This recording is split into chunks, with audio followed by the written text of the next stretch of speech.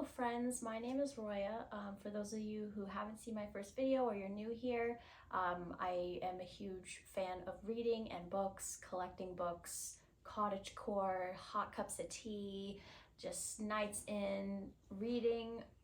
That is what you can expect from my channel and from my videos. I believe this is my second video, and I just wanted to show you my new reading area because I have recently moved into a new home with my husband, and I was able to have the privilege of getting a room to myself for reading and just being able to read without a lot of noise. So yeah, and with that came more space, and I had an overflow of books at our previous home, so I have a fourth bookshelf now. But I just wanted to give you kind of like a tour and overview of this room because it is not just my reading room, but it's kind of like where I'd want to write, where I'd want to paint, set up in a cottagecore kind of French country fashion, at least what I think that is. So I'm really excited to be able to like show you guys this and all the hard work and all the money that went into making this space my sanctuary and not just a reading room. So I'm really excited to get into this, so let's get started. All right, so I kind of wanted to start with a little overview of the area. So this is what it looks like upon walking in. So on the right, you've got, my 4 bookshelves, and everything is organized by genre. I'm obviously not going to go into every single book into depth. Otherwise, this video would literally be like 4 hours long, which is crazy. So I'm just going to go by genre because that's how I've organized everything for the most part. But here on the left is kind of like my little workspace. If, I do want to do writing or painting or coloring or anything like that, it's going to be over here. So you can see kind of like the lamp, the Monet piece right there. Just all really cute little items that I've been able to put together. I've got a candle there, and I've just got kind of like a mini gallery wall. So this is similar to what I did at our apartment, our previous home, but I've been able to collect a few more pieces. I've printed out some Monet prints and I've framed them. Pretty much everything that you see hanging on the wall is all antique or thrifted. I'm a huge antique thrift person, so I'm just not really into the modern decorations and modern interior design. It just puts me off so much. I love cottagey, country, farmhouse type decor. Yeah, it's right up my alley. So I'm very excited that I was able to get these pieces and hang them up on the wall. And as you can see, I have one down there that I got off of Facebook Marketplace that I just don't have space for, so that's going to be like a next house kind of thing because currently we are renting. So I'm not trying to put up a bunch of holes in the wall to begin with because I don't want to have to worry about, spackling too much. Then over here, I've got kind of a little French country nightstand, which I use as like a second reading table because the one I have is kind of small and it also adds to the space, I think. So I've just got a basket with some books in here, and I found some of these in Colonial Williamsburg area. I've got like a Jane Austen book, a Charles Dickens book, Last Year on the Titanic, and like Spooky Virginia, folklore, and some Little House on the Prairie, and then a middle grade in there. Just like some books that I've collected the last few weeks that are on my mind right now. So at least they're kind of within reach. And as you can see, I've got like a little crocheted piece right there that I also picked up from an antique shop, which I think is really pretty. I wish I could crochet as good as this, maybe one day. And then I picked this up from Colonial Williamsburg, and it's basically it's filled with cinnamon spice, I believe, but you put something hot on it and it just emits the aroma of cinnamon, which I think is super cool. So I've got that over there. I've got some bookmarks, of course my reading chair, and I recently got a doll from Hazel Village. They have a shop in Brooklyn. They make like ethically made dolls, and I just think like they're so cute, so cottagecore. I love it. So I got the mouse one. And then over here, I try to keep a vase of fresh flowers here. I've had these here for about I would say almost 2 weeks by now. But yeah, they're just beautiful. They add to the space, and I like to keep my flowers. I press them, I frame them, I make art with them. So I do like to reuse things as much as possible. But yeah, I've got just some items right here that are really cute. And then over here, I've got a little IKEA cart, which should be technically my TBR cart. I haven't gotten around to like really scanning my bookcase and picking off books that I really want to read right now, but what's on there is kind of like what's in season, at least for me, like springy, summery books and some books I picked up recently from Barnes and Noble that I do want to read sooner rather than later.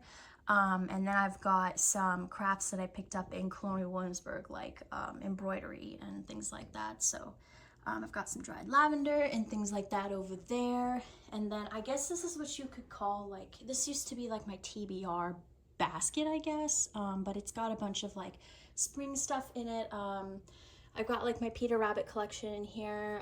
This is like a fairies book, which is really cool. And then I've got another fairies book back there and some song sheets for my tin whistle and my fife. I don't even know how to say that word, but I got them both from Williamsburg, so I'm still learning how to play them. And then, of course, my bookshelves themselves. So I've got quite a few books.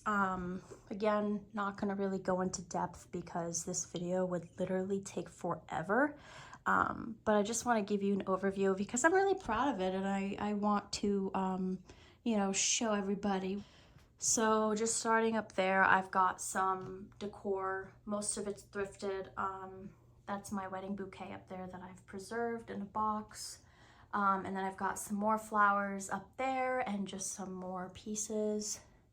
So I guess starting over here, I've got a lot of frames, but I love how they look. I mean, the look of just having books, I think, on a shelf is pretty, but I love adding more personality to it. So I've got a piece right here, an art piece, and then I've got Little House on the Prairie. I've kind of got like parts of my middle grade books up there, and then some fantasy books here, just like your, you know, YA kind of fantasy. Like 2020 and 2021, I was all about YA, but I don't know if it's because I'm like almost, I turned 26. I don't know if it's because I'm getting older that like it's not catching my eye as much, or if I've just read so much of it in the last few years that I just want to branch out and try other things. It might be a combo, but I have a lot of YA, and that might be because I had book subscription boxes, and I only have one book subscription now. But yeah, that's pretty much why I have a lot of YA. Like, don't get me wrong, I love YA, but I think there is a limit to how much YA I can read at a given time. I have a little print of rabbits here. And right here, I've got my main middle grade shelf. So I love middle grades. I love collecting them, especially like the really pretty ones that have illustrations. I love them so much. And I don't know, like, is it weird that I like middle grade more than YA? Like, I don't know. But I love middle grades. And then, oh yeah, I have another middle grade shelf. That makes sense. I've got some of the American Girl doll, like mini dolls. So obviously, you know, Felicity is my favorite. So I've got her next to some things that I purchased in Colonial Williamsburg. I thought it was pretty fitting. But back here, I have the Sinclair's Mysteries series, as well as the Winter House series, and I cannot like tell you how much I love these two series. I would easily reread them both, especially Sinclair's Mysteries. Highly recommend, especially if you love mysteries and puzzles and things like that. Like, I just would never get tired of them. And then over here, I've got obviously some more middle grades. I've got a Neil Gaiman section here. Love him. Love Graveyard Book, love Coraline.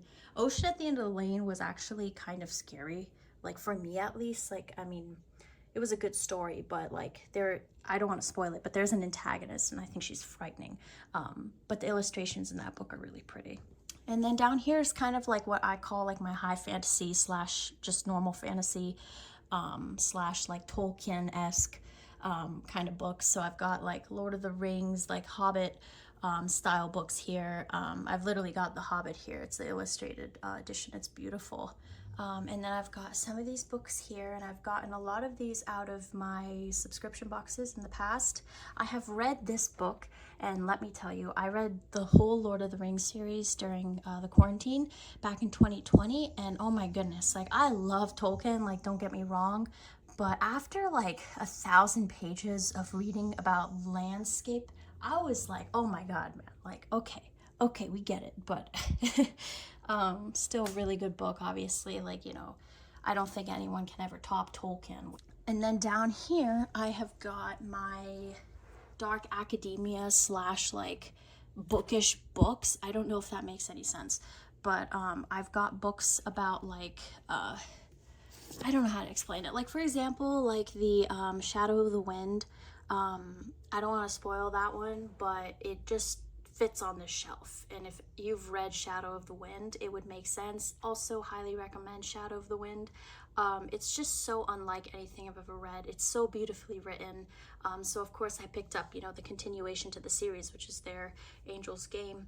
And I don't know if Labyrinth of the Spirits is part of the series or not, but once I read, you know, that first book, I was like, every other book that this guy has written, let me just pick it up anyway. So that's what I have there. And then I have two antique editions of, what is it, Pride and Prejudice and Jane Eyre. So those are really beautiful, and I think they just look really good on this shelf. So I left that there, and then I have a little print from Colonial Williamsburg that's really Monet-esque, if you ask me there. And then I have this beautiful book that I got from the newest Barnes & Noble that opened up near me, and it's this art style is just beautiful. I love art, and especially like classic art like Da Vinci and Michelangelo. I'm a huge fan. So when I saw this, I was like, I'm definitely getting it. Here I have like short story collections and big books, such as like, you know, the Iliad. What else do I have here? Yeah, like Nordic tales, ghostly tales. I've got like a poetry book right there. Christmas stories, you know, things like that I've got here. I have that Christmas Carol book that Barnes & Noble was selling during Christmas time, and it's just really nice. I think like even if like somebody isn't into Christmas or if they don't celebrate Christmas, like it's still a really beautiful book to read, just like wintertime stories. And then I got that Fairy Tales and Folklore book from Books A Million like 3 years ago. So I love short stories because sometimes my focus shifts a lot when I'm reading, and it's nice to be able to change gears and like have a whole new set of characters and a whole new plot, you know, like every little while. So yeah, that's why I like short stories. But that's what that is. And I've got some Peter Rabbit decor right there. Love Peter Rabbit. I have kind of just more like random fantasy. These are some of the books that I had no idea like where really to put, but it's all like mostly fantasy that I need to read. So I've got a lot up here, some Fae books, and then I've got a Woodland Warden's a tarot deck. I'm not into like tarot cards and fortune telling, but I just think the illustrations on that are really pretty, so that's what I've kept it for. And then over here I've got some more kind of like random books. I've got like 3 coffee table books here, and it's like Hygge, like basically the Scandinavian art of coziness. And then I've got some antique books over here in this basket that I got from a thrift store. Over here is my Dracula / vampire shelf. Huge fan of Dracula and vampires, but classical Dracula, like I'm not into like, you know, the new vampire movies they're making these days. I like, you know, the old fashioned like Bela Lugosi, Gary Oldman. I think that one was very similar to the book, but yeah, I'm a huge fan of like the old Dracula. So I also love Interview with the Vampire. So I didn't know that when I first saw Interview with the Vampire in high school. I love that movie. I think Tom Cruise did an amazing job portraying Lestat. But I didn't know it was a book series until like a few years ago during, you know, quarantine, when I like re-encountered my love for reading. So I went ahead and purchased the whole series on thrift books, and they don't make the books like this anymore. At least what I've noticed, especially these editions of the Vampire Chronicles. So I was very excited that I was able to find these on thrift books. Like there was one week I remember in like April of like 2020 when I ordered these, and they all came in like 10 different boxes, and I felt so crazy for having like 10 boxes literally show up to my house, but like they shipped them individually because I think thrift books ships from different warehouses. But I'm very excited that I have these editions because I don't see them made like this anymore. And then of course I have some Dracula books here, some editions of Dracula. I've got even like the graphic novel edition.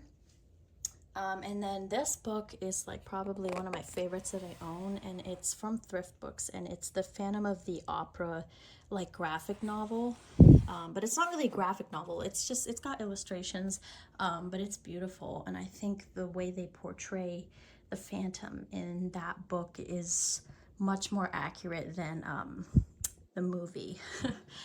I've got some Funko Pops here. I've got Lugosi Dracula, Gary Oldman Dracula, are these three when he's like in his different stages of life essentially. And then I've got Bram Stoker, who of course wrote Dracula. If I could tell you like my favorite books on this shelf, it would obviously be Dracula and Dracul. I think anyone who likes vampires or Dracula should read Dracul. It completely blew me away. And apparently, like, it's not fiction. So you have to, like, read till the end, but apparently it's not fiction, which I think is kind of creepy. So, yeah, definitely recommend Dracul. Dacre Stoker and J.D. Barker. I believe Dacre Stoker is Bram Stoker's great-grandnephew, or I don't know. It's one of his descendants, but yeah, I would definitely read that. And then down here, I've got what is the beginning of my classics. So anything on here, in my eyes at least, reminds me of classics or is a classic. So I've got, you know, Great Gatsby, Les Mis. I've got Aesop's Fables, Dr. Jekyll and Mr. Hyde, Princess Bride, Dune, Journey to the Center of the Earth, Little Women. So I've got those here. It just makes more sense for me to keep these here because in my mind, I'm one of those people that when I'm looking for a book, I want to know where it is. So I group everything by genre, or if it doesn't fit in a genre per se, I would put it where the next best spot for it would be. And then over here, I've got some more, some classics here that are mixed with historical fiction. Historical fiction is one of my favorite genres. So I've got Daughter of the Reich, which I think is a really good book about the Third Reich, the Nazi regime. Highly recommend that book. I've got the Jennifer Nielsen like books that are like the historical fiction middle grade books. They're all so good.